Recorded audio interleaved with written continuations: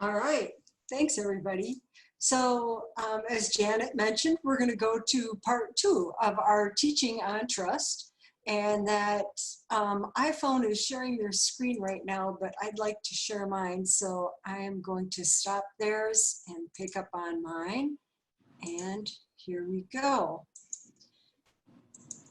So as Janet said, this is Trusting Relationships Part 2, and I'm going to recap some of the things that I talked about in Part 1, just in case anyone missed it.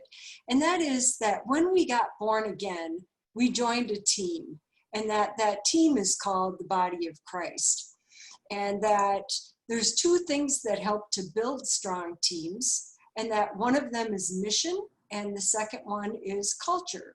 And that our mission, we've pretty much gotten from God, that He wants everyone to be saved and to come to a full knowledge of the truth. So our team, that's what our goal is to help deliver on these mission goals that God has given us, that we want everyone to be saved, and we want everyone that is also a member of the body to come to this full knowledge of the truth. And that along with the mission, our second part of that is that we want to have a good culture to facilitate working towards that goal, and that there's a lot of different aspects that make culture be strong and healthy, and that one of those is trust, and that's what we've really been digging into. And that when it comes to trust, I was very happy to hear this presentation by Brene Brown on the anatomy of trust. And she had this acrostic using the word braving, like braving the storm, and BRAVING. It had 7 characteristics of trust. Last week we covered the first 3 of those, which was boundaries, reliability, and accountability. The last 4 is vault, integrity, non-judgment, and generosity. So I'm going to dig into those last 4 today as the second part of this teaching. So starting with vault, the idea behind vault is that you're keeping something closed in. And the idea is that we want to keep secrets when people ask us. That's what the vault is. That also, we want to respect, we want to help others do the same for like third parties. If someone comes to me and says, I've got some information about somebody that they didn't want me to share with anyone else, I say, stop, don't share it with me. If they want to tell me, they will. But, we really want to make sure that we respect that when people ask to keep a confidence. And a good example of this, well, a bad example of this actually, is in the book of Matthew. And so we're going to go to Matthew chapter 9, and that we're going to start in 27. And the thing about this is that Jesus is asking someone to keep a confidence, but they don't make it. So Matthew chapter 9, verse 27 says, and as Jesus passed by from there, 2 blind men followed him, crying out and saying, have mercy on us, Son of David. And after he had come into the house, the blind men came to him, and Jesus says to them, do you believe that I am able to do this? They say to him, yes, Lord. Then he touched their eyes, saying, according to your trust, be it done to you. And their eyes were opened. And Jesus sternly warned them, saying, see here, let no one know about this. But they went out and spread abroad his fame throughout the whole area. And I'm not sure why he asked them not to tell, and I'm not sure what the impact was of that. But this is an example of what we don't want to do, that if someone asks us not to tell, we shouldn't be telling. I'm sure they were just so excited to be able to see again. Like, what an amazing thing. It would have been hard to keep in. And people who knew them, would have noticed the change and probably would have asked. It might have been hard to contain. But here's an example of how something that is a secret can be shared at the right time. And in Ephesians, we'll go to Ephesians chapter 3, and Ephesians 3, verse 8. So Ephesians chapter 3, verse 8 says, To me, who am less than the least of all the holy ones, this grace was given so that I could proclaim the good news to the Gentiles about the unsearchable riches of Christ, and to bring to light for everyone what is the administration of the sacred secret, which for ages has been hidden in God, who created all things. God knew about this secret, and he kept it a secret. And look how impactful this is. We're going to go next to 1 Corinthians. And in 1 Corinthians chapter 2, and we'll go to verse 7.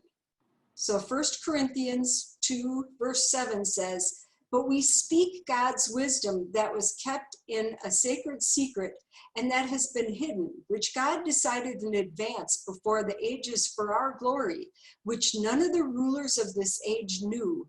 For had they known it, they would not have crucified the Lord of glory." Now think about that. God kept this secret, and if he had been lax, if he had let it leak, if the rulers of this age would have found out about it, they would have reacted, and the reaction would have been not to crucify Jesus Christ. Guess what? No crucifixion, no death, no resurrection, no forgiveness of my sins, no Holy Spirit for me. It was really critical that this secret was kept, and what a huge impact that had. And that when we're asked to keep each other's confidences, we should think about how important that can be. The next one that I'm going to talk about is integrity. Oops, sorry about that. The screen popped up. There we go, integrity. So when it comes to integrity, we want to practice values. We don't want to just profess them. And that you need to seek courage over comfort. So you seek what's right over what's fun or fast or easy. That it's about doing the right thing. And I'm going to go off track and tell a personal story that really reminds me of integrity. And it has to do with my son when he was in elementary school. There was a boy that some other kids were bullying on a regular basis. And my son thought that it was just plain wrong. And so he went over to this other boy and he said, "I'm with you." I mean, I don't know the exact words, but he spoke, but that was the gist of it. I'm with you. You're not going through this alone. And he would just stay with this kid. And they would walk out of the schoolyard together until these other kids had dispersed. And that he put himself in a position where he could have been bullied too, but it was more important to do the right thing. It isn't always comfortable. And that the biggest example, of course, is that of Jesus Christ. So let's go to the book of Luke. And in chapter 22, and this is where Jesus is praying in the Garden of Gethsemane before the crucifixion. And so Luke 22, starting in verse 41, "And he withdrew from them about a stone's throw, and he knelt down and prayed, saying, 'Father, if you are willing, remove this cup from me. Nevertheless, not my will, but yours be done.'" Jesus Christ, it was not his will to be beaten. It was not his will to be, to have to die on a cross. But it was more important for him to do the right thing, which was God's will. And that's what he followed through and did. Talk about an example of integrity. And that bringing it closer to something that's more what we might deal with. Let's go to 1 Thessalonians. And in chapter 2, we're going to go to verses 9 and 10. And this is Paul speaking here to the church in Thessalonica. So 1 Thessalonians chapter 2, verse 9 starts, "For you remember, brothers and sisters, our labor and hardship, working night and day, so that we would not be a burden to any of you. We preach to you the good news of God. You are witnesses, and God also, how purely and righteously and blamelessly we were among you who believe." Paul had every right to receive support from the Thessalonians that he was delivering the word to, that he was serving. And yet when it came to that place in time, when it came to getting them established, that, it was on his heart. He knew that they would receive the word better if he didn't ask anything of them. So he just made a point of supporting himself while he worked to teach them and get their church established. And that it wasn't necessarily easier. It wasn't, it wasn't more comfortable. However, it was the right thing to do. And if you look at more of that, the first chapter of First Thessalonians, you see how the report from Timothy about how the Thessalonians were doing and how rooted and established they were under intense pressure. And that Paul doing the right thing probably had this impact on them. So integrity can really have lasting impacts that you might not see. The next thing we're going to cover is non-judgment.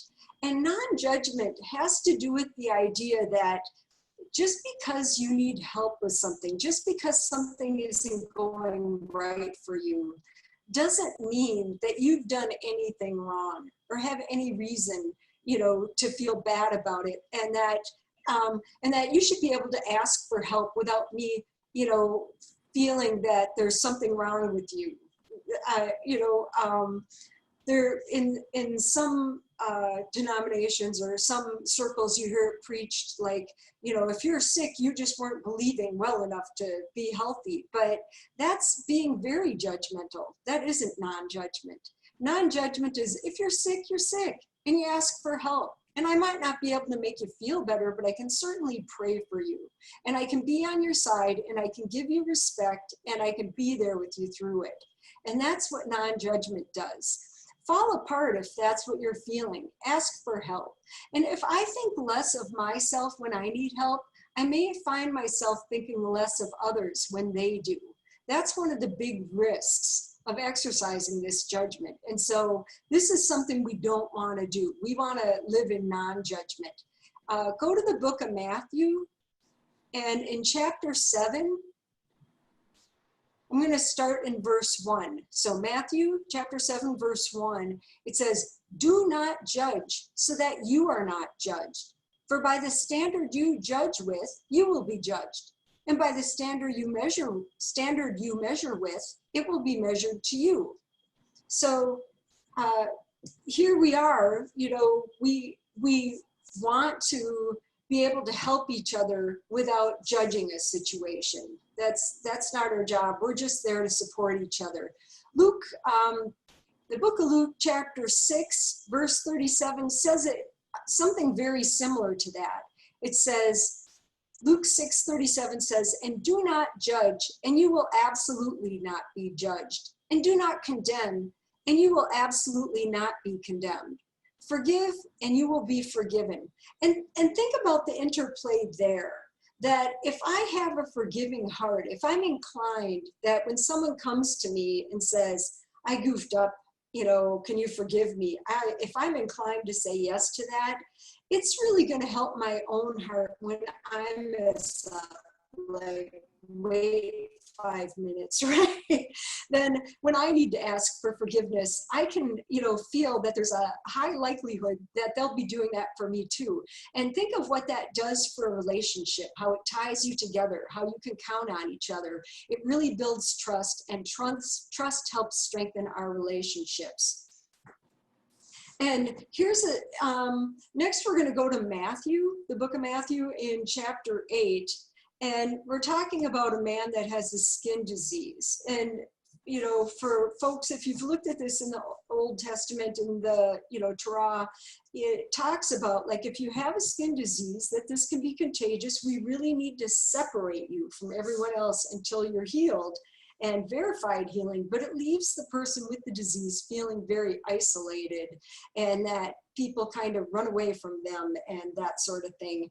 And that it would be easy to kind of judge, like, this is somebody we need to stay away from and stuff. But look how Jesus handles this. So the book of Matthew, chapter 8, starting in verse 2.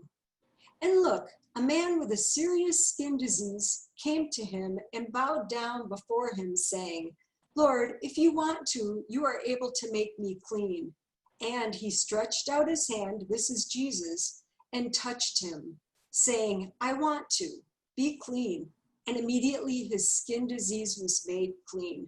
Talk about non-judgment. I'm sure he had revelation in that situation, but what great heart, and to actually reach out and to touch him, that really shows great, non-judgment and compassion. There's a lot of compassion mixed in with this non-judgment. The last one that we're going to talk about is generosity. And this kind of generosity has to do with believing the best about people, that you don't always see all sides of a situation. Sometimes you only see a small piece of it.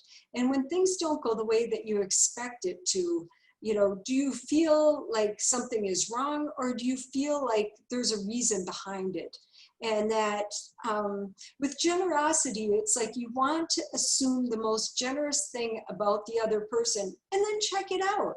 Like if someone's late and, it was inconvenient for you, and then you see them, instead of, thinking that they did, weren't trying to be there on time, you just ask them about it. And then you find out what they ran into. And so many times it's like, wow, once you know the full story, you realize how legitimate it was that whatever happened, happened.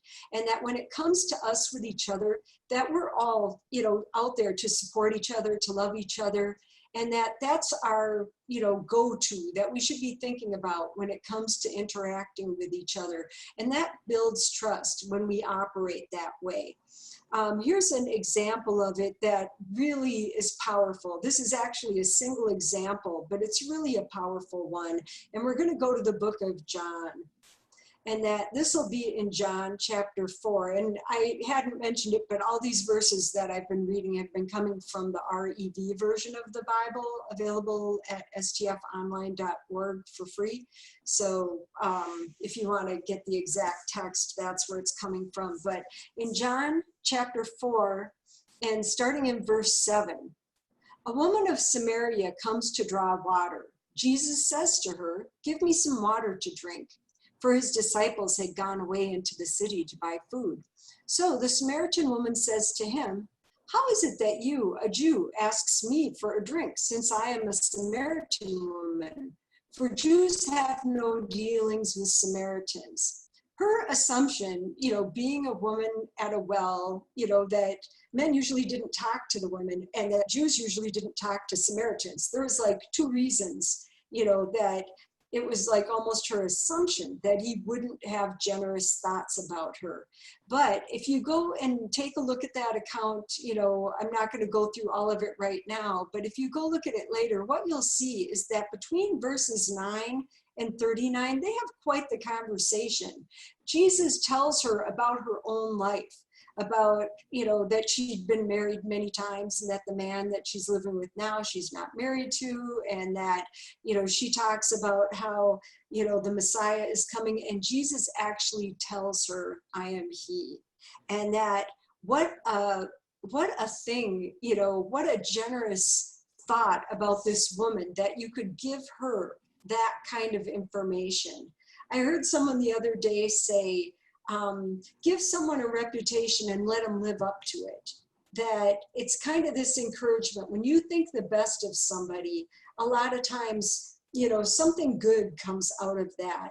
And that when we go to further down in John chapter 4 to verse 39, it says, and from that city, many of the Samaritans believed in him because of the word of the woman who testified, he told me everything I ever did.